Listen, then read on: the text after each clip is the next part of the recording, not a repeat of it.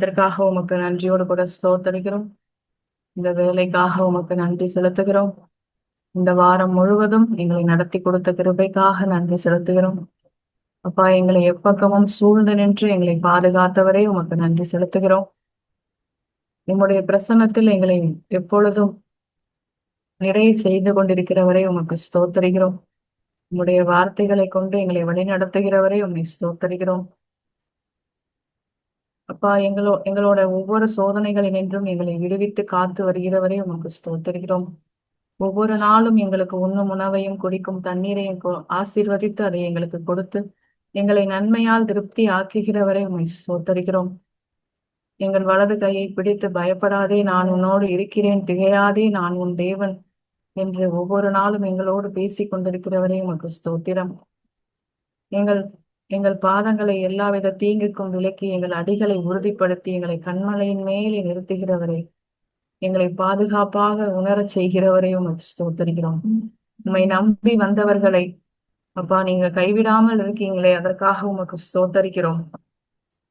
ஸ்தோத்தரிக்கிறோம் ஆண்டவரே, நன்றி செலுத்துகிறோம். முழு இதயத்தோடு உம்மை துதிப்பேன், உன்னதமானவரே.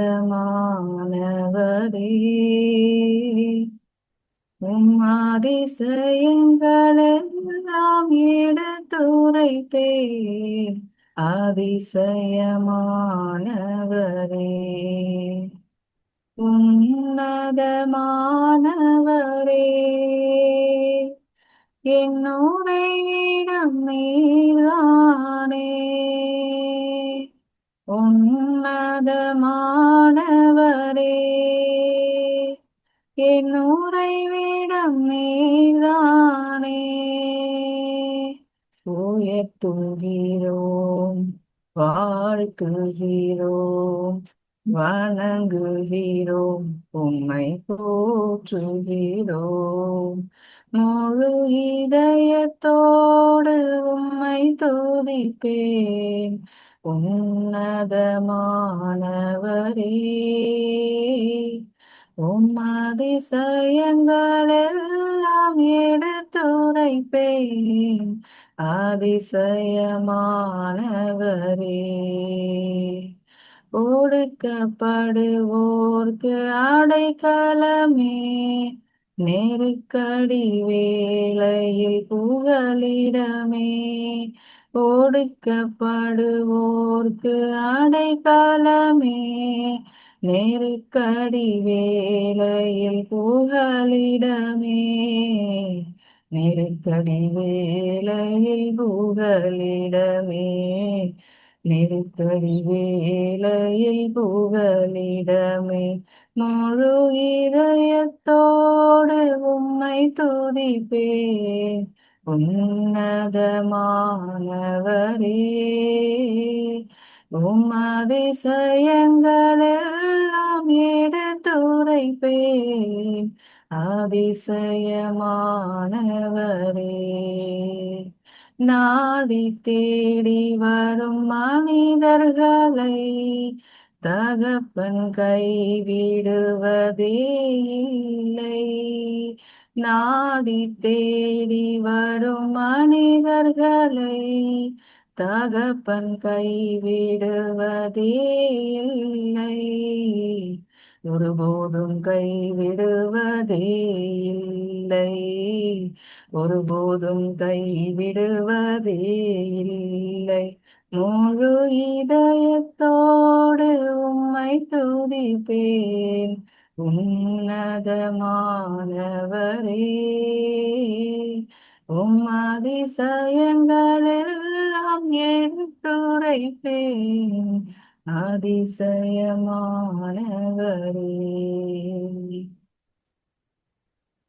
மேகமே, மகிமையின் மேகமே, இந்த நாளிலே இறங்கி வாருமே. மேகமே, மகிமையின் மேகமே, வந்தால் போதுமே, எல்லாம் நடக்குமே. ஏகமாய் துதிக்கும் போது இறங்கின மேகமே, ஏகமாய் துதிக்கும் போது இறங்கின மேகமே, ஆலயம் முழுவதும் மகிமையால் நிரப்புமே, ஆலயம் முழுவதும் மகிமையால் நிரப்புமே, மேகமே, மகிமையின் மேகமே, இந்த நாளிலே இறங்கி வாருமே, வானம் திறக்கணும், தெய்வம் பேசணும், வானம் திறக்கணும், தெய்வம் பேசணும், நேச மகனென்று நித்தம் சொல்லணும், நேச மகளென்று நித்தம் சொல்லணும், மேகமே, மகிமையின் மேகமே, இந்த நாளிலே இறங்கி வாருமே. நன்றி அப்பா, நன்றியோடு கூட ஸ்தோத்தரிக்கிறோம். இப்ப இங்க கூடி வந்திருக்கிற ஒவ்வொருவரையும், அவர்களையும் அவர்கள் குடும்பத்தையும் உங்க கரத்தில் ஒப்பு கொடுக்கிறோம். எங்களை நினைவு கூர்ந்து எங்களையும் எங்கள் சொந்தங்களையும் நீங்க ரட்சிக்க போற கிருபைக்காக நன்றி அப்பா. எங்கள் குடும்பங்களையும் எங்கள் தலைமுறைகளையும் நீங்க ஆசீர்வதித்து அப்பா, எங்கள் பிள்ளைகளை அப்பா ஒவ்வொரு நாளும் நீங்க வழி நடத்த போற கிருபைக்காக நன்றி ஆண்டவரே, நன்றி செலுத்துகிறோம் அப்பா. எங்க பேச வந்திருக்கும் சகோதரியை ஆசீர்வதிங்க, அவங்க குடும்பத்தாரை ஆசீர்வதிங்க அப்பா. அவர்கள் மூலமாக எங்களுக்கு உண்மை நீங்க வெளிப்படுத்த போகிற கிருபைக்காக நன்றி. அவர்களை மறைத்து நீங்க பேச போற கிருபைக்காக நன்றி ஆண்டவரே, நன்றியோடு கூட ஸ்தோத்திரிக்கிறோம். துதிகன மகிமை உமக்கே செலுத்துகிறோம் எங்கள் ஜீவனுள்ள நல்ல பிதாவே. ஆமென். ஆமென். Thank you very much. இந்த நாளிலும் நம்ம மத்தியில் இருக்கிற சிஸ்டர் சரோஜினி அவர்கள் கர்த்தருடைய வார்த்தையை பகிர்ந்து கொள்வார்கள். Sister, praise the Lord. Praise the Lord. கர்த்தருடைய நாமம் மகிமைப்படட்டும். இந்த நல்ல ஆராதனை வேலைக்காக நன்றி. கர்த்தருக்கு ஸ்தோத்திரம். அருமையாக நடத்திய சகோதரிக்கு வாழ்த்துக்கள். கர்த்தர் நம்மோடு கூட இருக்கிறார். நம்முடைய ஐக்கியத்தின் மூலமாக ஒவ்வொரு வாரமும் நம்ம வேத புத்தகத்தை நம்ம தியானித்து வருகிறோம். அநேக காரியங்களை குறித்து நம்ம தியானித்து வருகிறோம். இந்த நாள்ல கூட நம்ம தியானிக்க இருக்கிற ஒரு புத்தகம் மல்கியா தீர்க்க தரிசன புத்தகம். பைபிள் எடுத்து வச்சுக்கிட்டோம்னா ரொம்ப ஈஸியா இருக்கும். சீக்கிரம் நம்ம படிக்கிறதுக்கு இன்னும் நல்லா இதை ஆழமா பார்ப்பதற்கு நமக்கு உதவியாக இருக்கும். எல்லாருமே நம்ம கொஞ்சம் கோஆப்ரேட் பண்ணி படிக்கலாம், அப்போ கொஞ்சம் நல்லா இருக்கும். ஸோ மல்கியா தீர்க்க தரிசன புத்தகத்தை நம்ம தியானிக்க எடுத்திருக்கோம். இதுல ஒரு சுருக்கமான காரியங்களை சொல்லணும் அப்படின்னா, ஒரு சின்னோண்டு ஒரு பின்னணியம் இதை குறித்து சொல்ல வேண்டும் என்று சொன்னா, இதை எழுதினது மல்கியாவே தான். அவருடைய பெயர்லயே தான் இருக்கிறது இந்த புத்தகம். அவரே எழுதிய ஒரு புத்தகம். இந்த புத்தகத்துடைய மைய கருத்து என்ன அப்படின்னு பாத்தீங்கன்னா, சிறையிருப்புக்கு பின் வந்த மக்கள், சிறையிருப்புக்கு போயிட்டு வந்த இந்த ஜனங்கள் திரும்ப ஆண்டவரிடத்துல வந்து நேகேமியாவுடைய காலத்துல, எஸ்ராவுடைய காலத்துல தேவனிடத்துல திருப்பப்பட்ட இந்த ஜனங்கள் மீண்டும் சீர்கெட்டு போகிறார்கள். அப்போ அவர்களுக்கு எதிரான குற்றச்சாட்டுகளை தேவனே வைக்கிறார். இதான் இதோடைய மைய கருத்தா இருக்கு. அதை விட ஒரு முக்கியமான மைய கருத்து, அதை நம்ம பின்னாடி நம்ம பார்ப்போம்.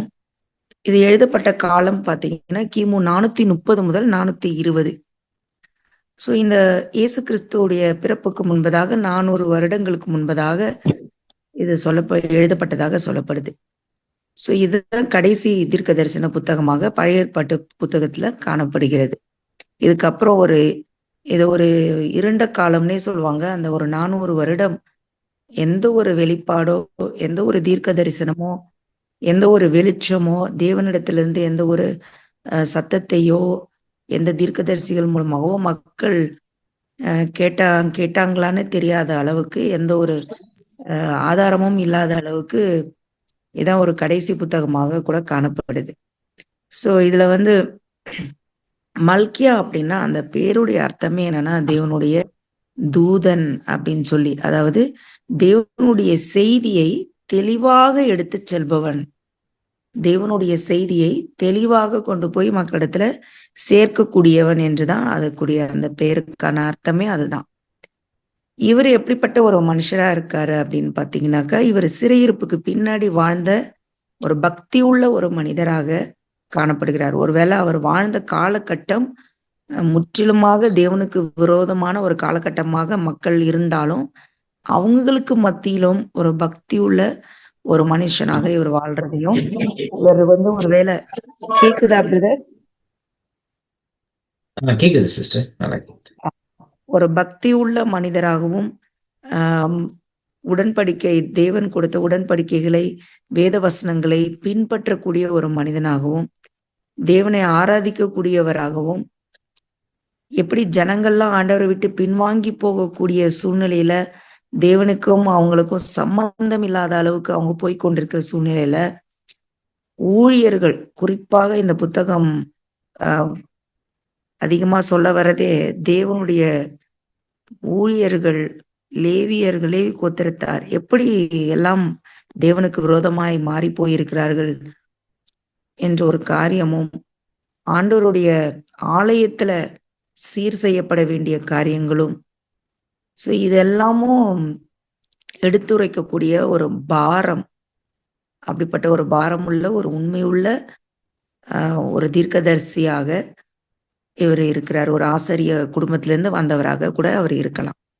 சோ இவரை குறித்து நம்ம பார்த்தோம். இந்த புத்தகத்தை குறித்து ஒரு சின்ன பின்னணித்தை நம்ம பார்த்தோம். இதை நம்ம தொடர்ந்து நம்ம வாசிக்கலாம். இதுல பாத்தீங்கன்னாக்கா, இன்னைக்கு நான் இந்த புத்தகத்துல ஒரு ஆச்சரியமா என்னன்னா, ஃபுல்லா பாத்தீங்கன்னா ஒரே கேள்வி கணைகளாக இருக்கும். ஒரு பக்கம் மக்களுடைய கேள்விகள், ஒரு பக்கம் தேவனுடைய கேள்விகள். மக்கள் சரமாரியா கேள்வி கேட்கிறாங்க. நமக்கு கூட சில நேரம் நிறைய கேள்வி எல்லாம் கேட்கணும்னு தோணும். என் ஆண்டவரே இப்படி, என் ஆண்டவரே அப்படி, ஏன் இப்படி நடந்திருக்க கூடாதா, ஏன் எனக்கு மட்டும் இப்படி ஆயிடுச்சு, நான் உண்மையா தானே இருக்கேன், பக்தியா தானே இருக்கேன், இல்ல நான் என்ன தப்பு பண்ணேன், நான் என்ன பாவம் பண்ணேன், அப்படிலாம் நிறைய நம்ம கேள்விகள்லாம் கேட்போம். ஒரு இயல்பாக இது நம்முடைய வாழ்க்கையில கூட நடந்திருக்கும் நிச்சயமா. சோ இந்த இஸ்ரவேல் மக்களுடைய வாழ்க்கையிலும் இப்படிப்பட்ட பல்வேறு கேள்விகள், இந்த கேள்விகள்லாம் எப்படிப்பட்டதா இருக்குதுன்னு சொல்லி முதல்ல நம்ம பார்க்க போறோம். மல்கியா தீர்க்கதரிசன புத்தகத்துல 1ஆம் அதிகாரம் 2வது வசனம்.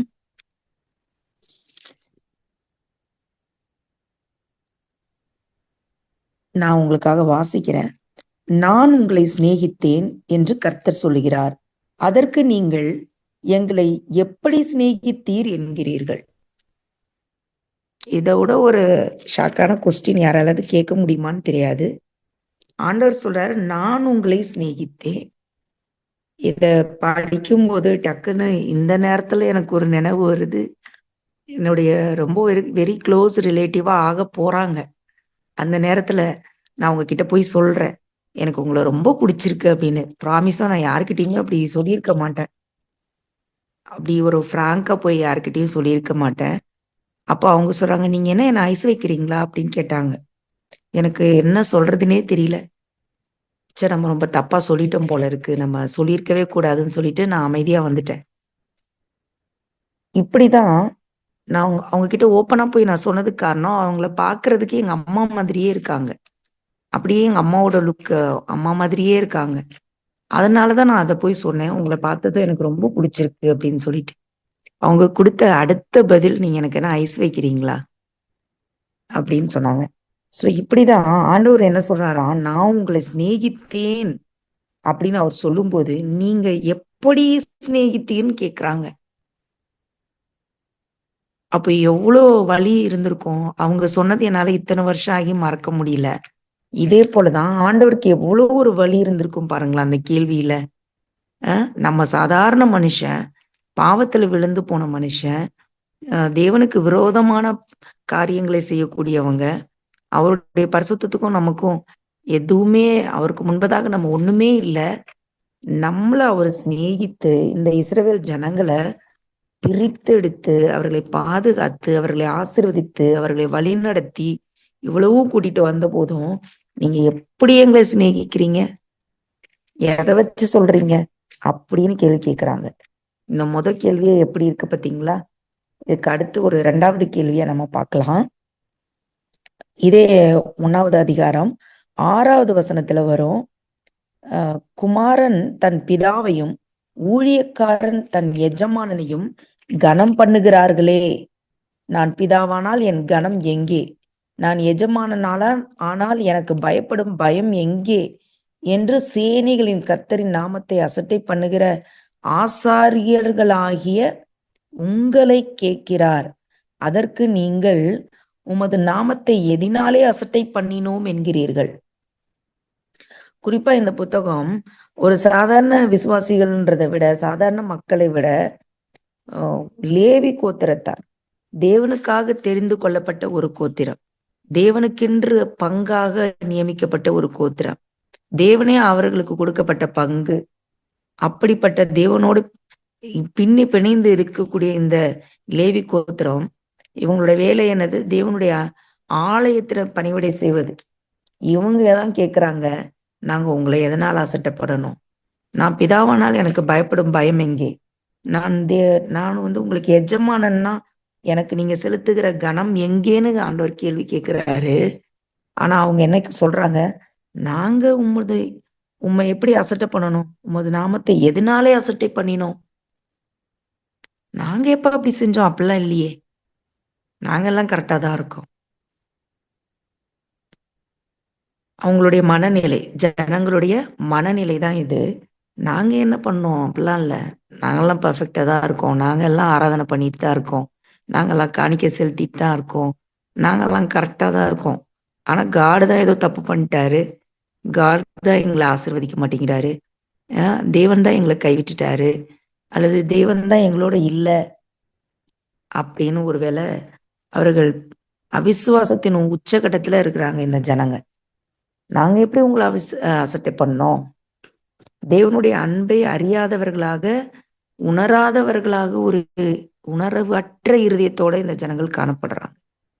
சோ அதுக்கு அடுத்த ஒரு 3வது கேள்வி 7வது வசனத்துல 1:7, என் பலிபீடத்தின் மேல் அசுத்தமான அப்பத்தை படைக்கிறதுனாலேயே ஆனாலும் உம்மை எதினாலே அசுத்தப்படுத்தினோம் என்கிறீர்கள். எப்படி அசட்டை பண்ணிருக்கிறாங்க?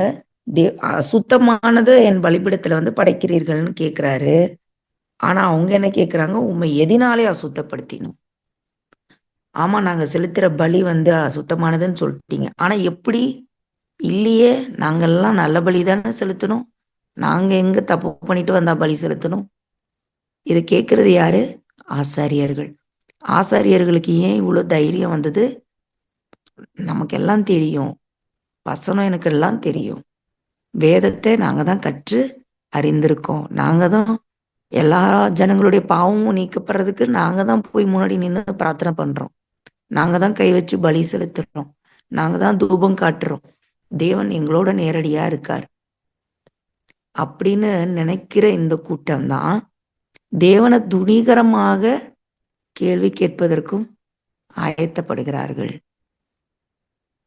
ஆமாண்டவரே, உண்மை நாங்க அசுத்தப்படுத்திட்டோம், நாங்க பலியை சரியா செலுத்தல, நாங்க நிறைய பாவம் பண்ணிட்டோம் அப்படிங்கிற அவங்களோட சப்மிஷனுக்கே அவங்க வரவே இல்லை. அவங்களுடைய பாவம் என்னன்னே அவங்க கண்ணுக்கு தெரியாத அளவுக்கு குருட்டாட்டம் பிடித்த மக்களாக அந்த மல்கியா வாழ்ந்த காலகட்டத்துல இருந்த ஜனங்கள் காணப்படுறாங்க.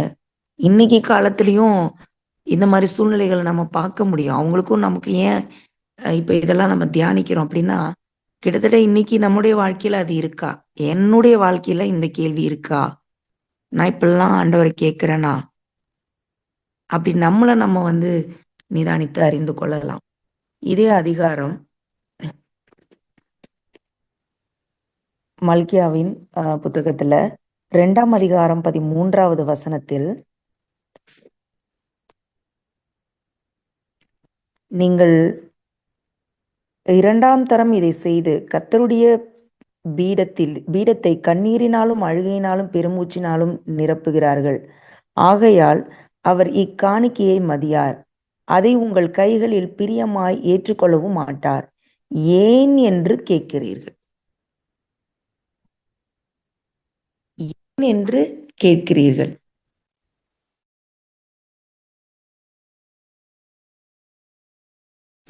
ஏன் என்று கேட்கிறீர்கள்.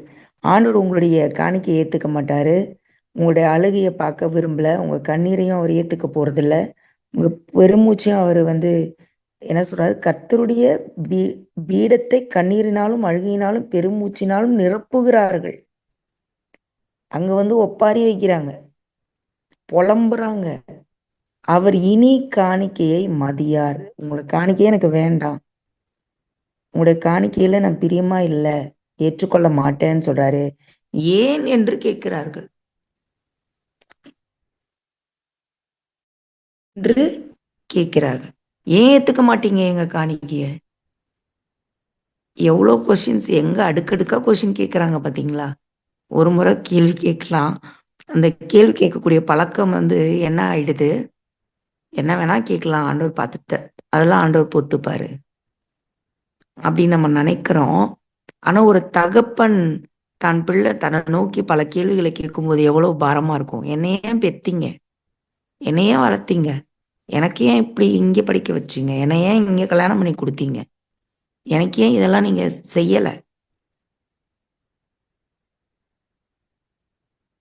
பல கேள்விகள் அவங்க கேட்கும்போது எப்படி இருக்கும் அந்த ஒரு தகப்பனுடைய இதயம். அதே போலதான் இந்த ஜனங்கள் அவர் இப்படி பல கேள்விகளை கேட்கிறாங்க. என்ன நாங்க எல்லாமே நியாயப்படுத்தக்கூடிய ஒரு இடத்துல இந்த ஆசாரிய கோத்திரம் காணப்படுது. இது வேற யாரையும் சாதாரண மக்களை சொல்ல வரல. இதுல நம்மளும் இன்னைக்கு ஆசாரியர்களாக இருக்கிறோம், ராஜாக்களாக இருக்கிறோம். சோ இது யாருக்கோ சொல்லப்பட்டதுன்னு சொல்லிட முடியாது. இன்னைக்கு தேவனுடைய சமூகத்துல இருக்கிற நமக்கும் இது பொருந்தும், நம்மளுடைய காலகட்டத்துக்கும் கூட இது பொருந்தக்கூடியதாக இருக்குது. இதுக்கு அடுத்த ஒரு கேள்வி பாத்தீங்கன்னா 2ஆம் அதிகாரம் 17வது வசனம். உங்கள் வார்த்தைகளினாலே கர்த்தரை வருத்தப்படுத்துகிறீர்கள், ஆனாலும் எதினாலே அவரை வருத்தப்படுத்துகிறோம் என்கிறீர்கள். வார்த்தையால கர்த்தரை வருத்தப்படுத்துறீங்க, கண்ட மாதிரி பேசுறீங்க, உங்க வாயில வர்றதெல்லாம் சொல்றீங்க, அவ்வளவு கேள்வி கேட்கிறீங்க. அப்படின்னு சொன்னாலும் நாங்க என்ன வார்த்தையால உங்களை கஷ்டப்படுத்தணும்? எது கேட்டாலும் ஒத்துக்கல இவங்க. எல்லாத்துலயும் ஆர்கியூமெண்ட், ஆண்டவருடைய ஆர்கியூமெண்ட். இப்படிப்பட்ட ஒரு மனநிலையில தேவனுக்கு ஊழியம் செய்யக்கூடிய கூட்டம் இருந்திருக்குதுன்னு பார்த்தா எப்படி இருக்கு பாருங்களேன். இன்னைக்கும் அப்படிப்பட்ட ஒரு கூட்டம்தான். அநேக காரியங்கள்ல தேவன் சொல்றது ஒண்ணு, நம்ம ஊழியர்கள் இன்னைக்கு தேவனுடைய ஜனங்கள் செய்கிறது ஒண்ணு. வசனம் சொல்றது ஒண்ணு, நம்ம அதை திருச்சிக்கிறது ஒண்ணு. இப்படி முரண்பாடுகளோட கேள்விகளோட இந்த மக்கள் இருக்கிறத நம்ம பார்க்க முடியுது. இதை தொடர்ந்து பார்த்தீங்கன்னா 3:8 பார்த்தோம்னா, 3ஆம் அதிகாரம் 8வது வசனம். நீங்கள் உங்கள் பிதாக்களின் நாட்கள் தொடங்கி என் கட்டளைகளை கை கொள்ளாமல் அவைகளை விட்டு விலகி போனீர்கள். என்னிடத்திற்கு திரும்புங்கள், அப்பொழுது உங்களிடத்திற்கு திரும்புவேன் என்று சேனைகளின் கர்த்தர் சொல்கிறார். நாங்கள் எந்த விஷயத்தில் திரும்ப வேண்டும் என்கிறீர்கள்? ஆண்டவர் எவ்வளவு இடைப்பட்டாலும் அவங்களுக்கு மனசு வரல. ஆண்டவர் திரும்ப திரும்ப திரும்ப திரும்ப, அப்போ இவ்வளவு கேள்வி கேட்கறாங்கன்னு விட்டுட்டு போயிருக்கலாம்ல ஆண்டவர். ஆனாலும் விடல. அவரும் திரும்ப திரும்ப எதோ சொல்லி முயற்சி பண்றாரு, புரிய வைக்க பாக்குறாரு. என்கிட்ட திரும்புங்க, மனம் திரும்புங்க, உங்க பிதாக்கள் நாட்களே உங்களுக்கு கொடுத்த கட்டளைகளை கை கொள்ளாம விட்டு போயிட்டு இருக்கீங்களே, மனம் திரும்புங்க, அப்ப நான் உங்க பக்கம் திரும்புவேன், உங்களை ஆசீர்வதிப்பேன். போன வாரத்துல அம்மா அழகா சொன்னாங்க ஆசீர்வாதங்களை குறித்து. அதெல்லாம் வேணும்னா மனம் திரும்புங்கன்னு கேட்கிறாரு. ஆனா நாங்க எந்த விஷயத்துல திரும்பணும்? ஒண்ணுமே செய்யாத மாதிரி. இவங்க என்னென்னலாம் பண்ணியிருக்காங்கன்னு பார்த்தீங்கன்னா நிறைய இருக்கும் லிஸ்ட். எல்லாமே நல்லவங்களா இருந்தது போலவும், எல்லாத்துலேயும் நம்ம பரிசுத்தவான்களா இருந்தது போலவும், எல்லாவற்றிலும் நீதி உள்ளவர்களா இருக்கிறது போலவும் ஒரு மாய பிம்பம். ஏன்னா நம்ம இப்படிதான் அப்படின்னு ஒரு இமேஜை கிரியேட் பண்ணிட்டோம், உருவாயிடுச்சு. ஆனா அதுக்கப்புறம் நம்ம என்ன செஞ்சாலும் மறைவிடத்துல யாருக்குமே தெரியாது அப்படின்னு நம்ம நினைக்கிறது உண்டு. ஆனா அப்படி இல்லை. God is very particular about everything. அவர்கிட்ட எதையுமே மறைக்க முடியாது, எதையுமே ஹைட் பண்ண முடியாது. எந்த விஷயத்துல திரும்ப வேண்டும்னு கேட்குறாங்க. ஸோ இப்படி உங்களுடைய கேள்விகள் ஒன்று நமக்கு அதிர்ச்சியா இருக்கும். பார்த்தீங்கன்னா 3:13 நீங்கள் எனக்கு விரோதமாய் பேசின பேச்சுக்கள் கடினமாய் இருக்கிறது என்று கர்த்தர் சொல்லுகிறார். ஆனாலும் உமக்கு விரோதமாய் எதை பேசினோம் என்கிறீர்கள். இந்த வசனம் பார்த்தீங்கன்னா எனக்கு ரொம்ப பாரமா இருந்துச்சு. இது இவ்வளோ படிச்சேன் நான். இந்த வசனம் வந்து ரொம்ப பாரத்தை கொடுத்தது. நீங்கள் எனக்கு விரோதமாய் பேசின பேச்சுகள் கடினமாய் இருக்கிறது என்று கர்த்தர் சொல்லுகிறார். மனுஷங்க வருத்தப்படுவாங்க இல்ல, இன்னைக்கு என்ன யாராவது ஒண்ணு சொல்லிட்டாங்கன்னா எவ்வளவு வருத்தமா இருக்கும். ஒரு வார்த்தை சொல்லி பாருங்க, நமக்கு பிடிச்சவங்க யாராவது நம்மள ரொம்ப நெக்லெக்ட் பண்ணாங்கன்னா எவ்வளவு கஷ்டமா இருக்கும். நம்மளை சுத்தி இருக்கவங்க நம்மள ஏதாவது புரிஞ்சுக்காம பேசினா எவ்வளவு கஷ்டமா இருக்கும். நம்ம பார்த்து பார்த்து எதோ செஞ்சிருப்போம், அவங்கெல்லாம் நம்மளை தூக்கி எறியும் போது நமக்கு எவ்வளவு வருத்தமா இருக்கும். அது மாதிரி நம்ம மட்டும்தான் அப்படி வருத்தப்படுறோம்ல, ஆண்டவர் அவ்வளோ வருத்தப்படுறாரு. நீங்க பேசின பேச்செல்லாம் எனக்கு அவ்வளோ கடினமா இருக்கு, எனக்கு விரோதமா பேசுனீங்கன்னு சொல்றாரு. நாங்க என்ன உங்களுக்கு விரோதமா பேசணும்? அப்படிலாம் இல்லையே. அதாவது ஒத்து போகாத, இது ஒத்தே போக மாட்டேன் அப்படிங்கிற ஒரு நிலைமை. உங்க கூட இருக்கிறதா வேணாம், ஒத்து போகணும்னா தானே சரண்டர் ஆகணும். ஒத்து போக வேண்டியது இல்லைன்னா சரண்டரே ஆக தேவையில்லை. they are not ready to get surrender at all. they want to go out of from God. அந்த மாதிரி ஒரு சூழ்நிலையில தான் இந்த மக்கள் இருக்காங்க. கிட்டத்தட்ட இவங்க வந்து வேற எக்ஸ்ட்ரீமுக்கு மாறிட்டாங்க. விதைச்சது ஒண்ணு சொல்லுவாங்களே, விதை ஒண்ணு போட்டா சொர ஒண்ணா முளைக்கும்பாங்க. இங்க அப்படிதான் விதை ஒண்ணு போட்டு சொர ஒண்ணு முளைச்ச கதையா இருக்கு இங்க. அப்படி ஒரு சூழ்நிலையில இப்படி தேவனை வந்து அடுக்கடுக்கான கேள்விகள்னால காயப்படுத்திக்கிட்டே இந்த ஜனங்கள் வர்றதை பார்க்கிறோம். 8:14 தேவனை சேவிப்பது விருதா, அவருடைய கட்டளைகளை கை கொள்ளுகிறதுனாலும் சேனைகளின் கர்த்தருக்கு முன்பாக துக்கித்து நடக்கிறதுனாலும் என்ன பிரயோஜனம்னு கேள்வி கேட்கிறாங்க. தேவனை சேவிப்பது விருதா. சில நேரத்துல நம்ம மனம் செழிச்சு நாம ஆண்டவருக்கு பக்தியா இருக்கிறது தான் தப்பா போச்சு போல தெரியுது. நான் சொல்லியிருக்கேன், எனக்காக தான் இந்த புத்தகம், வேற யாருக்காகலாம் நான் வாசிக்கல. சொல்லியிருப்பேன், நிறைய நேரம் சொல்லியிருக்கேன். நான் நிறைய கேள்வி கேட்டிருக்கேன் ஆண்டவர்கிட்ட. எனக்கே அவமானமா இருக்கு இந்த புத்தகத்தை நான் தியானிக்கும் போது. தேவனை சேவிப்பது விருதா. விருதான்னா எப்படி சொல்ல வராங்க? அதனால என்ன பிரயோஜனம்? மத்தவன் தானே நல்லா இருக்கானா, நல்லா இருக்கானா அப்படின்ற மாதிரி எல்லாம் சில சூழ்நிலைகள், அந்த சூழ்நிலை நமக்கு அப்படி காட்டும். ஆனா அது உண்மை இல்லை. தேவனை சேவிப்பது விருதா, அவருடைய கட்டைகளை கை கொள்கிறதுனாலும் சேனைகளுக்கு கத்திற்கு முன்பதாக துக்கித்து நடக்கிறதுனாலும் என்ன பிரயோஜனம்? இன்னைக்கு நான் கத்தரை தேடி வந்தேன், எனக்கு என்ன பிரயோஜனம்? திரும்ப என் குடும்பம் மாறவே இல்லையே, என் பிரச்சனை தீரவே இல்லையே, என் சூழ்நிலை அப்படியே தானே இருக்கு. அது வெறும் ஆசீர்வாதத்தை தேடி வரக்கூடிய ஜனக்கூட்டம் கேட்கக்கூடிய ஒரு கேள்வி. அப்படிதான் இருக்காங்க. இவங்க என்ன நினைச்சிட்டாங்க, எல்லாம் பிளெஸிங், உலக பிரகாரமான பிளெஸிங் தான் இவங்க பார்த்தாங்களே வழிய தேவன் எதிர்பார்க்கிற பரிசுத்தம், தேவன் எதிர்பார்க்கிற வேத வசனத்துக்கு கீழ்ப்படிதல், இதெல்லாம் அவங்களுக்கு தெரிய வரல. அப்போ அவங்களை சுத்தி இருக்கிற நெருக்கமான சூழ்நிலைகள்ல பிற ஜாதி மக்களால அவங்க ஒடுக்கப்படும் போது, புறக்கணிக்கப்படும் போது, ஓரம் கட்டப்படும் போது இவங்களும் அவங்களோட ஒன்னா மாற இந்த ஜனங்க ரெடியா இருக்காங்க. அந்த மாதிரி சூழ்நிலையினால இந்த ஜனங்கள் வஞ்சிக்கப்பட்டு போறாங்க. அப்படிப்பட்ட ஒரு சூழ்நிலை தான் இந்த கேள்வி வருது. நான் என்ன இருக்கு, என்ன பிரயோஜனம் இருக்குன்னு சொல்லிட்டு. இது எவ்வளோ அப்பட்டமான பொய் இல்ல? ஒரு செகண்ட் இன்னைக்கு நான் உயிரோட இருக்கேன்னா, இந்த செகண்ட் நான் பேசிட்டு இருக்கேன்னா அது தேவ கிருபை. அதை நம்ம மறந்துடலாமா? மறக்க முடியுமா? மறக்கவே முடியாது. இன்னைக்கு நம்ம நல்லா இருக்கோம் அப்படின்னா தேவனுடைய கிருபை. இன்னைக்கு நல்லா சாப்பிட்டோம்னா அது தேவனுடைய கிருபை. இன்னைக்கு நல்லா ஜீவிக்கிறது தேவனுடைய கிருபை. எவ்வளோ அற்புதம் நம்மளை செஞ்சு நடத்திட்டே தான் வர்றாரு. ஆனா நன்றி கட்டத்தனமா சில நேரத்துல இப்படிப்பட்ட கேள்விகள் நம்ம இடத்துல கூட வரலாம். ஆனா அதுக்கு நம்ம இடமே கொடுக்க கூடாது. இப்படி வந்து ஒரு 10 கேள்வி சரமாரியா இந்த மக்கள் எழுப்பியிருப்பாங்க. இது வருத்தம் அளிக்கக்கூடியதா நமக்கே இருக்கும்போது தேவன் எப்படி துக்கித்திருப்பாரு? அவரும் இந்த ஜனங்களை பார்த்து சில கேள்விகளை கேட்கிறாரு. அதுவும் என்னன்னு சொல்லிட்டு பார்த்திடலாம். மல்கியா 1ஆம் அதிகாரம் 8வது வசனம்.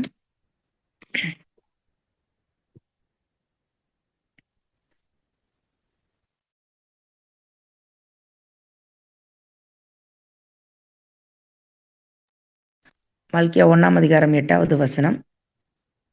நீங்கள் கண் ஊனமானதை பலியிடக் கொண்டு வந்தாலும் அது பொல்லாப்பல்ல, நீங்கள் கால் ஊனமானதை நசல் பிடித்ததையும் கொண்டு வந்தாலும் அது பொல்லாப்பல்ல என்கிறீர்களே, அதை நீ உன் அதிபதிக்கு செலுத்து, அவன் உன்மேல் பிரியமாயிருப்பானோ, உன் முகத்தை பார்ப்பானோ என்று சேனைகளின் கர்த்தர் கேட்கிறார்.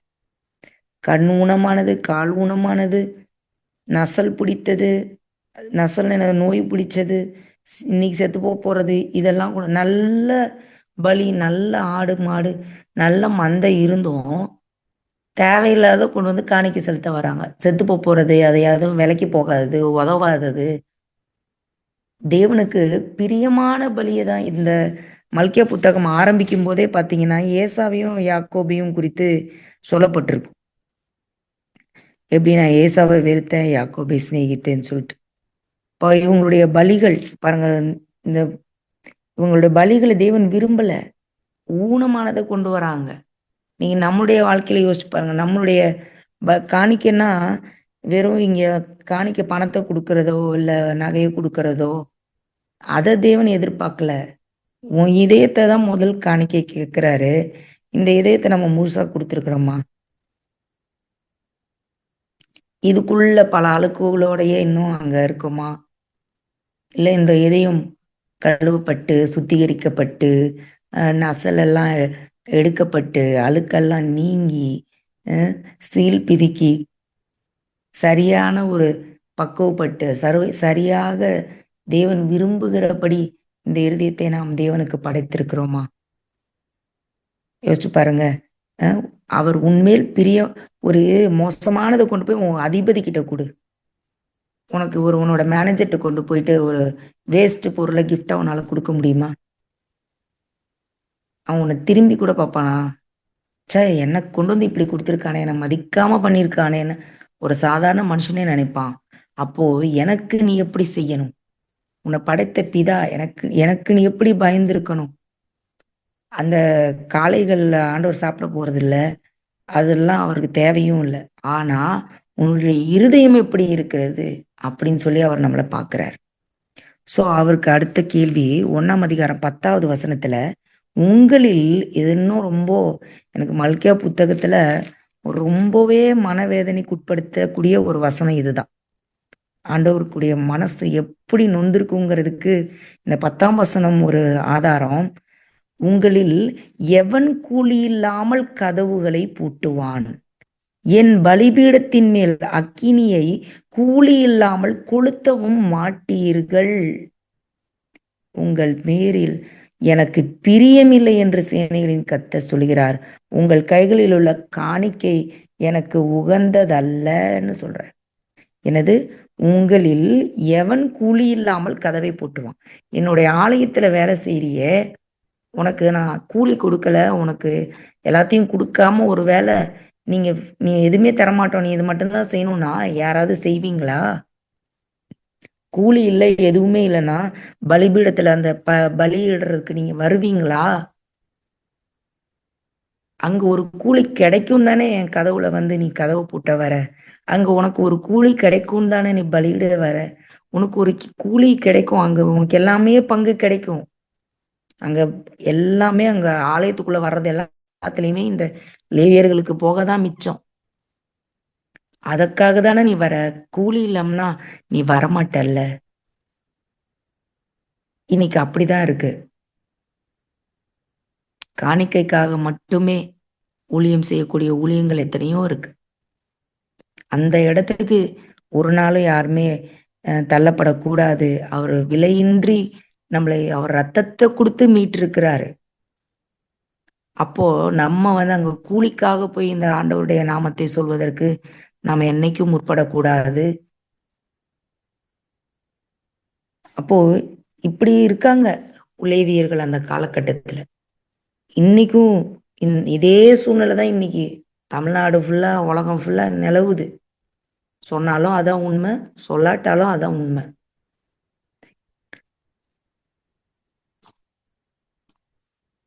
ஒண்ணாம் அதிகாரம் 13வது வசனத்தை பார்க்கும்போதும், இதோ இது எவ்வளவு வருத்தம் என்று சொல்லி அதை ஒரு திறனமாய் பேசி பீருண்டதையும் கால் ஊனமானதையும் நசல் கொண்டதையும் கொண்டு வந்து காணிக்கையாக செலுத்துகிறீர்கள் என்று சேனைகளின் கர்த்தர் சொல்லுகிறார்.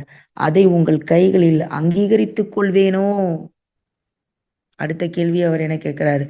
உங்களை நான் எனக்கு உன்னுடைய அதிபதி இதை ஏத்துக்குவானா? நான் இதை ஏத்துப்பேன் நீ நினைக்கிறியா? பீரி போட்டது ஒண்ணுத்துக்கு உதவாதெல்லாம் கொண்டு வரி, இதை நான் ஏத்துக்குவானா? ஏத்துக்கவே மாட்டேன்.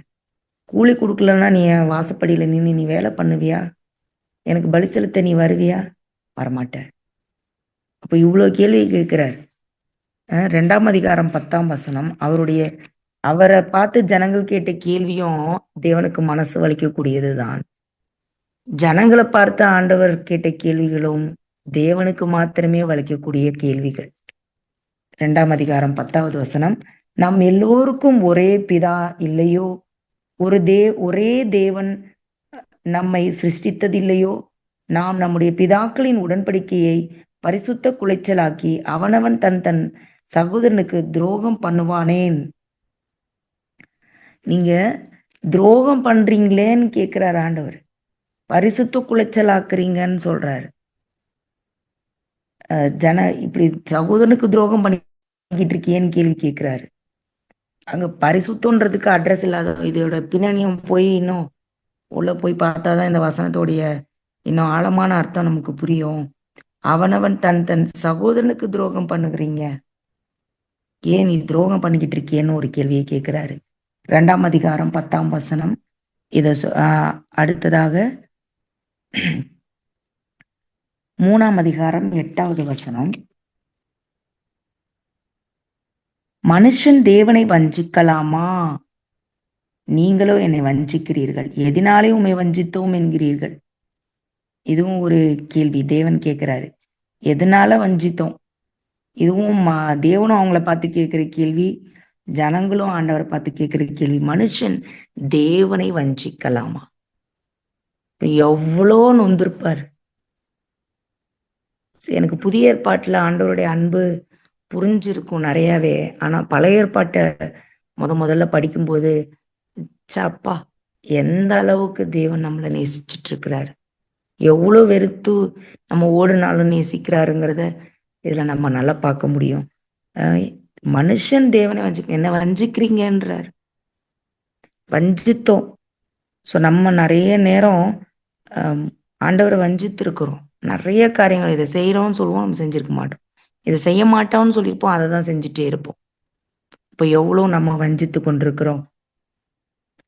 தசம பாகத்திலும் காணிக்கைகளிலும் நீங்க வஞ்சனை பண்ணினீங்க அப்படின்னு சொல்லுவாரு. இதை தொடர்ந்து அடுத்த காரியங்கள் நம்ம பார்க்கும்போது இப்படி தேவன் அநேக கேள்விகளை கேட்கிறாரு. தேவன் இந்த ஜனங்கள்கிட்ட அருவருத்த காரியத்தை நான் சிம்பிளா உங்களுக்கு நான் சொல்லிடுறேன். மல்கியா 1ஆம் அதிகாரம் 12வது வசனத்துல பாத்தீங்கன்னாக்கா இதேதான். கர்த்தருடைய பந்தியை அசட்டை பண்றாங்க. ஆண்டவருடைய பந்தி இதெல்லாம் அசுத்தமானது, இதை போய் சாப்பிட்றதுனால என்ன வரப்போகுது, இதனால நமக்கு ஏதாவது பலன் கிடைக்குமான்னு பேசுறாங்க. இன்னைக்கு யோசிச்சு பாருங்க, இன்னைக்கு தேவனுடைய பந்தியை எவ்வளவு பேர் அசட்டை பண்றாங்க. திருவிருந்து இன்னைக்கு இதோட ஒரு சின்ன கம்பேர் பண்ணோம்னா அதை எவ்வளவு பரிசுத்தமா பயபக்தியா எடுக்கணுங்கிறத அசட்டை பண்றோம். அதை எடுத்துக்கணுமே, நான் ஞானஸ்தானம் எடுக்கணுமே, நான் திருவிருந்துல பங்கு பெறணுமே, ஆண்டோடைய அப்பத்தை திருவுருடல அதுக்கு அடையாளமா அதை நம்ம அனுசரிக்கணுமே, தேவன் சொன்னது செய்யணும்னு எவ்வளவு பேர் நினைக்கிறோம். அதை அசட்டை பண்றவங்க எவ்வளவு பேர் இருக்கிறோம். அதுக்கு மட்டும் வரவங்க சர்ச்சுக்கு இருக்காங்க. பெந்தகோஸ்தேல எல்லாம் பார்க்கும்போது அந்த திருவிருந்து நாளுக்கு மட்டும் வருவாங்க. இது என்ன, இது ஒரு புது கதை. அப்போ அதெல்லாமே ஆண்டவரை எவ்வளவு காயப்படுத்தும். அன்னைக்கு மட்டும் எதுக்கு வர நீ? ஆண்டவர் கேட்பாரா? கேட்க மாட்டார். இன்னைக்கு மட்டும் என்ன உனக்கு? மற்ற சண்டையில கண்ணுக்கு தெரியலையா? இப்படிலாம் இருக்கிறாங்க மக்கள். அஹ் இப்படி தேவனோடு வந்து கேட்டு அசட்டை பண்றாங்க. கர்த்தருடைய பந்தி அசட்டை பண்ணாங்க. இது தேவன் அவர்கள்ட்ட அருவருத்த காரியம். தேவனை கேளாமலும் விசாரியாமலும் தேவனை குறித்து சிந்தனையே அவங்களுக்கு இல்லை. மல்கியா 2:2. நீங்கள் என்னை கேளாமலும் என் நாமத்துக்கு மகிமையை செலுத்தாதபடிக்கு இதை சிந்தியாமலும் இருந்ததால் நான் உங்களுக்குள்ளே சாபத்தை அனுப்பி உங்கள் ஆசீர்வாதங்களையும் சாபமாக்குவேன். ஆம், நீங்கள் அதை சிந்தியாமற் போனதினால் அவைகளை சபித்தேன் என்று சேனைகளின் கர்த்தர் சொல்லுகிறார். அதாவது ஆண்டவருக்கு தேவை சிந்தனை. என்னை நினைச்சு பார்க்கறாங்களா? தப்புன்னு மனசுலயாவது உணர்றாங்களா? என்னை குறிச்சு விசாரிச்சாங்களா? தேவனுடைய காரியத்தை குறித்து ஒரு சிந்தனையாவது இருக்குதா? இல்ல உலகம் போற போக்குல ஓடிக்கிட்டு இருக்கிறோமா? இததான் தேவன் எதிர்பார்க்கிறார். அடுத்தது, வேதத்தை இவர்கள் கை கொள்ளாமல் போன காரியம். மல்கியா 2:9. நீங்கள் என் வழிகளை கை கொள்ளாமல் வேதத்தை குறித்து பட்சபாதம் பண்ணினபடியினால் நானும் உங்களை எல்லா ஜனத்துக்கு முன்பதாக அற்பரும் நீசரும் ஆக்கினேன். இது யார சொல்றாரு? லேவியர்களை தான் சொல்றாரு. முன்னாடி இருந்தாங்க, சத்திய வேதம் அவங்க வாயில இருந்தது. இது வந்து முன்பதாக இருந்த ஆசாரியர்களை சொல்றாரு. அவர்கள் வாயில அநியாயம் காணப்படல. அவர்கள் சமாதானத்தை கூறினார்கள், யதார்த்தமாய் சஞ்சரித்தார்கள், தேவனுடைய வசனத்தை பகுத்து போதித்தார்கள், அவருடைய உதடுகள்ல தேவனுடைய வார்த்தை இருந்தது. இதெல்லாம் பழைய காலம். ஆனா இப்ப இல்லையே. என்னை விட்டு பின்வாங்கி போனீங்களே, வேத வசனத்தை நீங்க அசட்டை பண்றீங்களே அப்படின்னு சொல்லி அவருக்கு வந்து அவங்களை குறித்து வருத்தமா இருக்குது. அடுத்தது மல்கியா 2:11 பார்க்கும்போது அந்நிய பெண்களை இவர்கள் திருமணம் செய்யறாங்க. அதிகமா இது நடக்குது. அந்நிய பெண்களை அதிகமா அந்நிய இடத்துல இருந்து தான் நீ விடுதலையாகி வந்திருக்கீங்க. எகிப்துல இருந்து விடுதலையாக்கி கொண்டு வந்தாரு. 2 முறை சிறையிருப்புக்கு போய் திருப்பியும் கூட்டிட்டு வந்தாரு.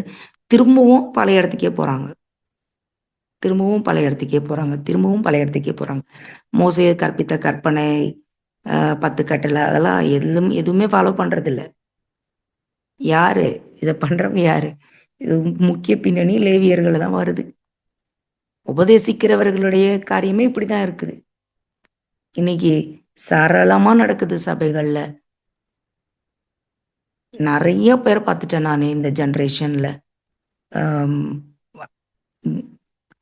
வசதி இருக்கா மட்டும்தான் பாக்குறாங்க, படிப்பு இருக்கான்னு பாக்குறாங்க. நோ ப்ராப்ளம், எந்த ரிலிஜன்னாலும் ஓகே. இன்னைக்கு அப்படிதான் மக்கள் போயிட்டு இருக்கிறாங்க நிறைய குடும்பங்கள்ல. இது இன்னைக்கு இப்ப இருக்கிற காலகட்டம் அப்படிதான் இருக்கு. இதே ஒத்த ஒரு நிலைமை. அந்நிய பெண்களை திருமணம் செய்யக்கூடிய காரியம் அது தேவனுக்கு பிரியமில்லாததா இருக்குதுங்கிறத அதுல ஒரு 2-3 வசனங்களை பார்க்கும்போது ரொம்ப நல்லா தெரியும் நமக்கு. அது மட்டும் இல்ல, மனைவிக்கு துரோகம் பண்ணக்கூடியவர்களாய் காணப்படுகிறார்கள் அப்படின்னு சொல்லி நம்ம பார்க்கிறோம். மல்கியா 2:14 கர்த்தர் உனக்கும் உன் இளவயதின் மனைவிக்கும் சாட்சியாய் இருக்கிறார். உன் தோழியும் உன் உடன்படிக்கையின் மனைவியுமாகிய அவளுக்கு நீ துரோகம் பண்ணினாயே. அந்த காலகட்டத்தில் என்ன பண்றாங்க? இவங்களை வந்து தள்ளி வைக்கிறது, டிவோர்ஸ் பண்றது, வேற ஸ்திரீகளை, அந்நிய ஸ்திரீகளை திருமணம் பண்றதுங்கிறது அதிகப்படியா நடக்குது. அப்போ தேவனுக்கு பயப்படக்கூடிய பயம் இல்லாம எப்படி ஆகுது? அவங்க பழகுற இடம், அவங்களுடைய சூழ்நிலை எல்லாமே புறஜாதிகளோடும் புற காரியங்களோடும் நமக்கு சம்பந்தம் இல்லாத அந்நிய தேவதைகளோடும் அந்நிய விஷயங்களோடும் பிணைந்து அவங்களுடைய வாழ்க்கை மாறி போனதுனாலதான் இந்த அளவுக்கு அவங்களுக்கு அறிவும் சூடும் சொரணியும் ஆண்டோடைய வார்த்தையும் புரியாத அளவுக்கு இருக்காங்க. தேவன் கேட்கறது அவர்களுக்கு விளங்காத அளவுக்கு போயிட்டு இருக்கிறாங்க. 16வது வசனத்துல தள்ளி விடுதலை நான் வெறுக்கிறேன். டிவோர்சஸ் பண்றாங்க. இன்னைக்கும் அது சகஜமா அதிகமா நடக்கிற ஒரு காலகட்டமாக இருக்கு. அப்போ இந்த காரியங்கள்லாம் இது மட்டும் இல்ல. தேவன் வந்து நான் ஆராதனை பண்றேன், சர்ச்சுக்கு போறேன், வசனம் வாசிக்கிறேன், மனப்பாட வசனம் எழுதுறேன், அந்த ப்ரேயர் போறேன், இந்த ப்ரேயர் போறேன், ஆல் நைட் ப்ரேயர் போறேன், அந்த ஊருக்கு போயிட்டு வந்து ப்ரேயர் பண்ணிட்டு வந்தேன், இஸ்ரேலுக்கு போயிட்டு வந்தேன், இதெல்லாம் ஆண்டவர் கேட்கல. கிறிஸ்தவம்ன்றது ஆண்டவரை ஆராதிப்பதோடு நின்றதல்ல, வாழ்க்கையில கடைபிடிப்பதோடு சேர்ந்தது. வாழ்க்கையில அதை நடைமுறைப்படுத்துவதோடு ஒப்பிடப்பட வேண்டிய விஷயம்.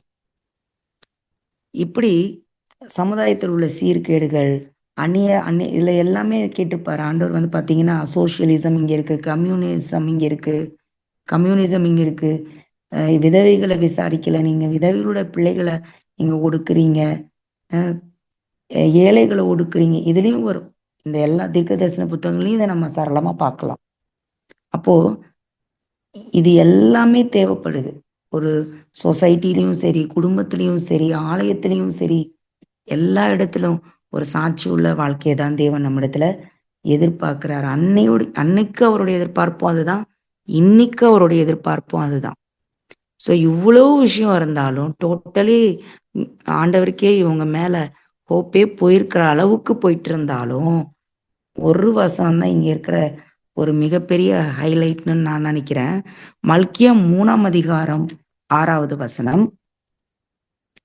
நான் கர்த்தர், மல்கியா 3:6, நான் கர்த்தர், நான் மாறாதவர், ஆகையால் யாக்கோபின் புத்திரராகிய நீங்கள் நிர்மூலமாகவில்லை. இவ்வளவு கேள்வி கேட்டிருந்தோம், இவ்வளவு எல்லா திசையிலும் தேவனை விட்டு பின்மாறி இந்த ஜனங்கள் இருந்திருந்தோம். தேவன் ஒன்னே ஒன்னு சொல்றாரு, நான் கர்த்தர், நான் மாறாதவர், ஆகையால் யாக்கோபின் புத்திரராகிய நீங்கள் நிர்மூலமாகவில்லை. ஆபிரகாமுக்கு கொடுத்த வாக்கையோ, ஈசாக்குக்கு, யாக்கோபுக்கு, மூதாதையர்களுக்கு, அந்த முற்பிதாக்களுக்கு கொடுத்த வாக்கை நான் மீறப்போவது இல்லை, உங்களை நிர்மூலமாக்கவும் இல்லை, அதனாலதான் அப்படின்னு சொல்லி நான் மாறாதவராக இருக்கிறேன். நீ எப்படி எந்த நிலைமையில இருந்தாலும் நான் உன்னை நேசிக்கிறேன் ஆண்டவர் சொல்றார். பாருங்க, இதோட அவர் முடிக்கல. அவர்களுக்கு திரும்பவும் இவர்களுக்கு மறுவாழ்க்கை. இப்பெல்லாம் இருக்கீங்க, நீங்க வேணாம்னு சொல்லிட்டு போறதோட ஆண்டவரோட வேலை இல்லை.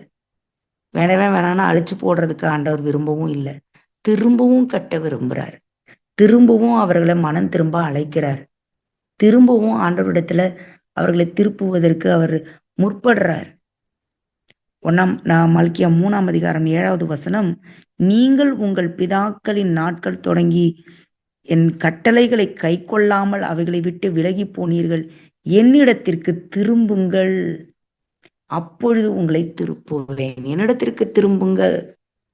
திரும்பவும் என்கிட்ட வாங்கன்னு கூப்பிடுறாரு. நான் உங்களை விட்டுட்டு போக முடியாது, உங்களை ஆசீர்வதிக்காம என்னால இருக்க முடியாது. இதெல்லாம் விட்டு வாங்க, மனம் திரும்புங்க.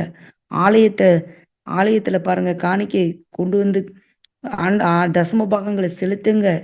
தேவனுடைய ஆலயத்துல எப்படி இருக்குது? ஒண்ணு இல்லாம இருக்கக்கூடாது. வர்ற எல்லாருக்கும் சம்பூர்ணமா இருக்கணும். அப்போ நான் உங்களை ஆசீர்வதிக்க மாட்டேனோன்னு பாருங்க. இது வெறும் ஆலயத்துல கொண்டு வந்து போடுற காணிக்கை இல்ல, என்னையே ஆண்டவருக்கு கொடுக்கிற ஒரு வார்த்தை காரியம். வெறும் காணிக்கை இங்க ஆண்டவர் சொல்ல வரல. என்னையே முழுசா நான் ஆண்டவர்கிட்ட கொடுக்க வேண்டியது இருக்கு. என் வாழ்க்கையை முழுசா ஆண்டவரிடத்துல கொடுக்க வேண்டியது இருக்கு. நிறைய பேர் ரெஸ்ட்ரிக்ஷனோட தான் ஆண்டவர்கிட்ட நம்மளை கொடுத்துருக்கோம். இந்த ஏரியால நீங்க சொல்றதை கேட்பேன், அந்த ஏரியால நீங்க சொல்றதை நான் கேட்கவே மாட்டேன். இந்த விஷயத்துல நான் கீழ்ப்படிவேன், அந்த விஷயத்துல கீழ்ப்படிய மாட்டேன். இதுல நான் பர்ஃபெக்டா இருப்பேன், இதுல இம்பர்ஃபெக்டா தான் இருப்பேன். நம்ம தான் ஆட்சி பண்ணிக்கிட்டு இருக்கோம் நிறைய நேரம். ஆண்டவர்கிட்ட இன்னும் நிறைய நேரத்துல நம்ம முழுசா கொடுக்கல பாருங்க. அப்போ நீங்க முழுசா தரும்போது ஆசீர்வதிப்பார். 11வது வசனம் 3வது அதிகாரம். பூமியின் கனியை பட்சித்து போடுகிறவர்களை உங்கள் நிமித்தம் கண்டிப்பேன், அவைகளை உங்கள் நிலத்தின் பலனை அழிப்பதில்லை, வெளியில் உள்ள திராட்சை கொடி பழமற்றும் போவதில்லை என்று சேனைகளின் கர்த்தர் சொல்லுகிறார். எல்லாத்தையும் நீங்க ஆண்டவர்கிட்ட முழுசா போயிட்டோன்னு வச்சுக்கோங்களேன், அது யாரை வேணாலும் எதை பண்ணணும்னாலும் நமக்காக எதை வேணாலும் அவர் செஞ்சிருவார். நமக்கு என்ன தேவையோ அவர் பார்த்துப்பார். அது வெறும் ஒரு இந்த உலக பிரகாரமான ஆசீர்வாதமா இருக்கட்டும், எந்த விஷயமா இருக்கட்டும். இப்போ இந்த நாளிலும் கூட நம்மள முழுசா ஆண்டவருடைய கரத்துல நம்ம ஒப்பு கொடுப்போம். இந்த அதிகாரத்துல நம்ம பார்க்கும்போது மிகப்பெரிய ஆசீர்வாதங்களையும் வைத்திருக்காரு. எவ்வளவு கோபம் இருந்திருந்தாலும், எவ்வளவு கேள்விகள் இருந்திருந்தாலும், எவ்வளவு வருத்தம் இருந்திருந்தாலும், ஃபைனலா என்னது? நீ என்னுடைய மகன், நீ என்னுடைய தாசன், உன்னை விட்டு நான் எப்படி போக முடியும்? நீ என்னை விட்டு போக கூடாது. That's the love of God. உலகத்துல ஒரு மனுஷன் கூட நம்ம பின்னாடி இப்படி வரவே மாட்டாங்க. வாழ்நாள் போல யாருமே இப்படி வர மாட்டாங்க. ஆண்டவர் மட்டும்தான் நம்மளை தாயின் கருவுல உருவாக்கும் முன்பதாகவே பேர் சொல்லி அழைத்த தேவன் மரண பரியந்தமும் நம்மளை நடத்தி அதுக்கப்புறமும் ஒரு வாழ்க்கையை கொடுத்து அதுக்கு போய்கிட்டே இருக்கும். ஒரு நாளும் அவர் நம்மளை விட்டு விலக மாட்டார். அந்த அளவுக்கு நம்மளை வழிநடத்தக்கூடிய தேவன் நமக்கு அற்பமாய் சொற்பமாய் அல்ல, அபரிவிதமாகவே அவர் நம்மளை ஆசீர்வதிக்கவும் நம்மளை வழிநடத்தவும் அவர் நம்மளை விரும்புகிறாரு. இதுல ஒரு நல்ல வாக்குத்தத்த வசனத்தையும் தேவனுடைய பிள்ளைகளுக்கு கொடுக்கிறாரு பாருங்க. 16வது வசனம் 3வது அதிகாரத்துல, அப்பொழுது கர்த்தருக்கு பயந்தவர்கள் ஒருவரோடு ஒருவர் பேசிக்கொள்வார்கள், கர்த்தர் கவனித்து கேட்பார், கர்த்தருக்கு பயந்தவர்களுக்காகவும் அவருடைய நாமத்தை தியானிக்கிறவர்களுக்காகவும் ஞாபக புஸ்தகம் ஒன்று அவருக்கு முன்பதாக எழுதப்பட்டிருக்கிறது. ஜீவ புஸ்தகம் தெரியும், ஆனா இது ஞாபக புஸ்தகம், டைரி, மெமரி டைரி. இன்னைக்கு யார் எந்த செகண்ட் எந்த நிமிஷம் நம்ம யார்கிட்ட பேசணும், எப்பெல்லாம் ஆண்டவரை பத்தி பேசணும், எப்பெல்லாம் என்ன பண்ணோம், எந்த ப்ரேயர் அட்டன் பண்ணோம், எதுவுமே நமக்கு தெரியாது. இந்த வாரம் தொடர்ந்து வரவங்க இருக்காங்க நம்ம ப்ரேயருக்கே, சில நாள் வராம போறவங்க இருக்காங்க, நிறைய பேர் மறந்தே போனவங்களும் கூட ஒரு வேளை இருக்கலாம். இதெல்லாம் நம்ம யாரும் ஞாபகம் வச்சுக்கிட்டு இல்லாட்டாலும் ஆண்டவர் அதுக்கு ஒரு ஞாபக புஸ்தகம் வச்சிருக்கிறார். ஆண்டவரை குறித்து பேசும்போது, ஆண்டவரை குறித்து தியானிக்கும் போது, ஆண்டவர் குறித்து பாடும் பொழுது, ஆண்டவருடைய பிரஸ்தாபப்படுத்தும் போது ஒண்ணு ரெக்கார்ட் ஆயிட்டு தான் இருக்கு. நம்ம வேணா அதை பெருசா எடுத்துக்காம இருக்கலாம். ஆண்டவர் இது எல்லாத்தையும் பார்த்துக்கிட்டே இருக்காரு. ஒண்ணுத்துக்கும் அக்யூரேட்டா இப்ப என்னது எப்ஸ்டீன்ஸ் ஃபைலு என்னமோ சொல்லிட்டு இருக்காங்க. ஒரு மனுஷன் எப்படி எல்லாம் ஃபைல் கிரியேட் பண்ணி வச்சிருக்கான். ஆண்டவர் அதை விட எப்படி அவன் பண்ண தப்பெல்லாம் ரெக்கார்ட் பண்ணி வச்சுட்டு உட்காந்துருக்கான். அவன் தான் சாத்தான். ஆனா நம்முடைய தேவன் நம்முடைய தப்பெல்லாம் அழிச்சு, நம்முடைய பாவங்களை எல்லாம் மன்னிச்சு, அவருடைய ரத்தத்தாலேயே கழுவி, நமக்கு அவரே குற்ற நிவாரண பலியா, பாவ நிவாரண பலியா அவரே பலியாகி, நம்முடைய எல்லா ஓல்டு ஃபைலு, எல்லா பாவ ஃபைலு, எல்லா ஃபைலையும் டெலீட் பண்ணி ஒரு புது ஃபைல் போடுறாரு. என்னது, எப்பெல்லாம் நீ இப்ப ஆண்டவரை தேடுற, எப்பெல்லாம் ஆண்டவருக்காக பேசுற, எப்பெல்லாம் ஆண்டவருக்காக நீ முன்னாடி வந்து நிக்கிற, எப்பெல்லாம் ஆண்டவருக்காக வைராகியம் பாராட்டுற. நம்ம நினைக்கிறோம் ஆண்டவர் என்ன மறந்துட்டாரு, ஆண்டவர் என்ன வந்து ஆசீர்வதிக்கல. No, never. எல்லாமே அவர் ரெக்கார்ட் பண்ணி தான் வச்சுட்டே இருக்காரு. அதுக்குரிய ஆசீர்வாதம் அந்த குறித்த வேலையில ஏற்ற நேரத்துல அவர் நமக்கு எல்லாவற்றையும் தர வல்லமை உள்ள தேவனா இருக்காரு. நம்மள பாருங்க, ஊழியம் செய்யறவனுக்கும் ஊழியம் செய்யாதவனுக்கும் நான் வித்தியாசத்தை காண்பிப்பேன்னு சொல்றார். அப்போ கர்த்தருக்காக நம்ம எதை செஞ்சாலும், அந்த லேவி கோத்திரம் தான் ஆண்டவருக்காக ஊழியம் செய்யணுமா? இல்ல, நீங்களும் செய்யலாம், நானும் செய்யலாம். என்னையும் லேவியனா மாத்திருக்கிறார், என்னையும் ஆசாரியனா மாத்திருக்காரு, உங்களையும் ஆசிரியராக பாக்குறார். அவர்களுக்காக நீங்க எதை செய்தாலும் அதெல்லாம் ரெக்கார்ட் ஆயிட்டே இருக்கும். ஒரு சாதாரண ஒரு நல்ல ஊழியனை ஒரு எஜமான் விட்டுருவாரா? அவங்களுக்காக என்ன வேணாலும் பண்ணுவாங்க.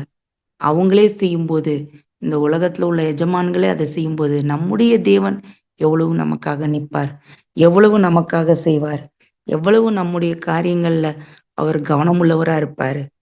ஆமேன். இந்த 4ஆம் அதிகாரத்தை நம்ம தொடர்ந்து பார்க்கும்போது அவருடைய வருகையின்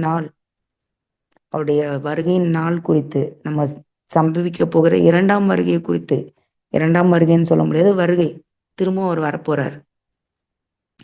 அந்த வருகையில என்ன நடக்க போகுது? உலகமே அழியதான் போகுது.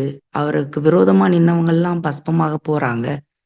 ஆனா ஆண்டவருக்கு பயப்படுறவங்களுக்கோ என்ன கிடைக்க போதாம்?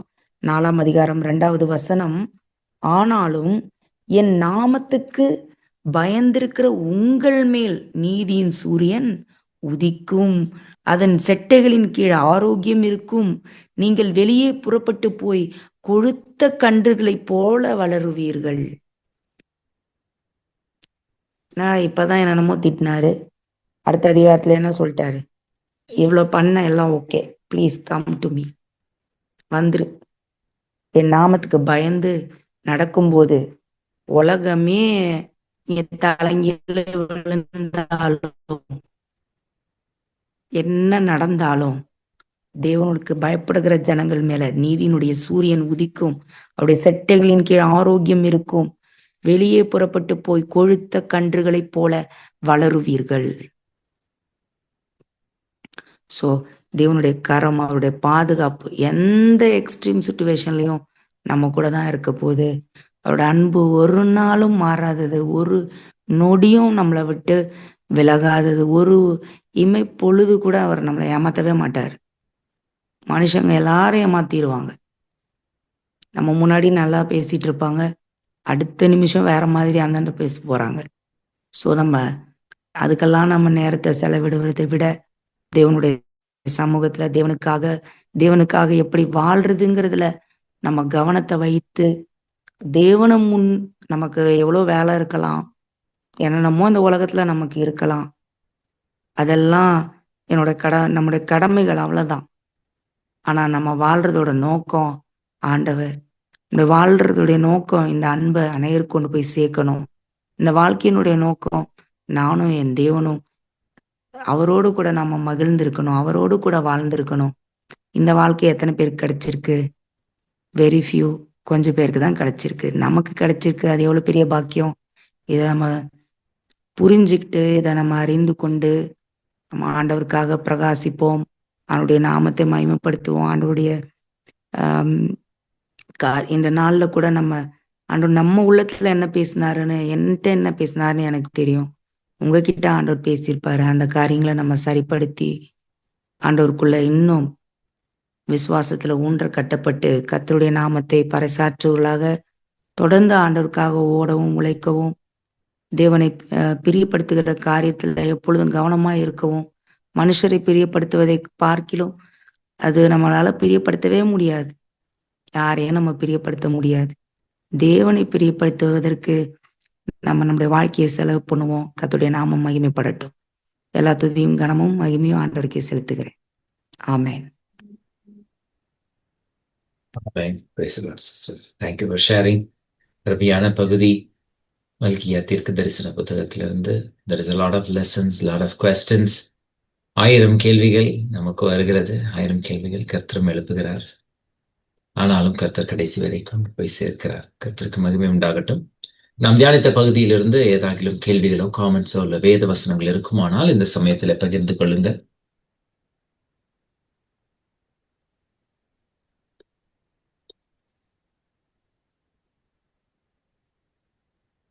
All right, praise the Lord. Sister, நீங்க ப்ரே பண்ணி க்ளோஸ் பண்ணிடுறீங்களா? சரி. ஸ்தோத்திரிக்கிறோம் ஆண்டவரே, உம்மை நன்றியோடு கூட நாங்க துதிக்கிறோம் அப்பா. இந்த நாளிலும் கூட ஆண்டவரே, இந்த வேதத்தை தியானிக்க எங்களுக்கு கர்த்தர் கொடுத்த இந்த நல்ல நேரத்துக்காக நாங்க நன்றி செலுத்துகிறோம் அப்பா. ஆண்டவரே, இந்த மல்கியா தீர்க்க தரிசன புத்தகம் எந்த காலகட்டத்துல யாருக்கோ எழுதப்பட்டது என்று இல்லாமல் இன்றைக்கும் எங்களோடு கூட பேசுகிற வசனமா இருக்கிறது ராஜா. எங்களோடு கூட நீங்க நிறைய இடப்பட்டீங்க சுவாமி. நாங்க எத்தனையோ சூழ்நிலைகள்ல அப்பா உங்களை நாங்க காயப்படுத்தியிருக்கேன் சுவாமி. அப்பா, எத்தனையோ சூழ்நிலைகள்ல உணராமல் இருந்திருக்கிறோம்ப்பா.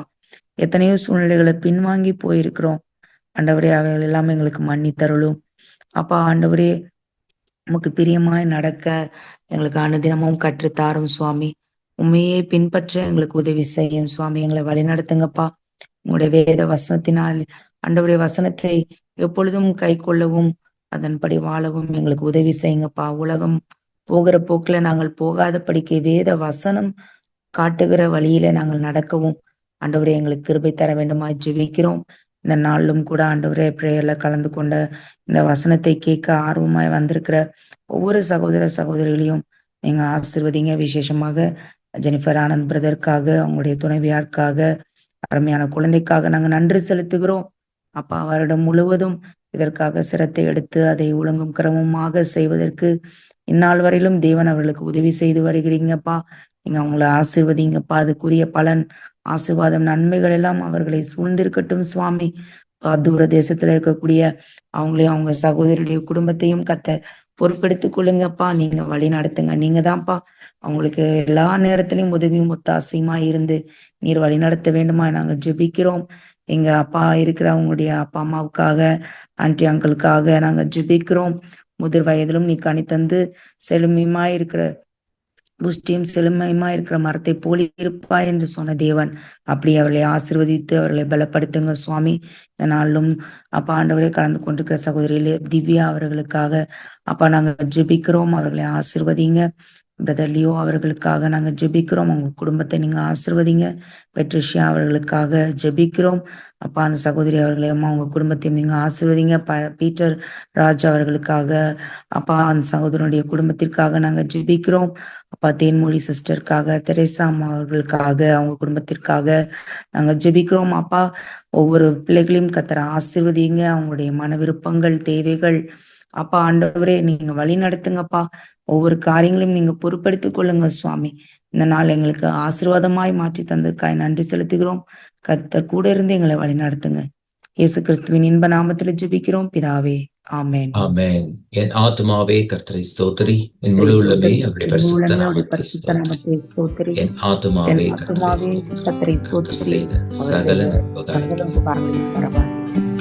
ஆமென். Thank you all for joining today. God bless you all.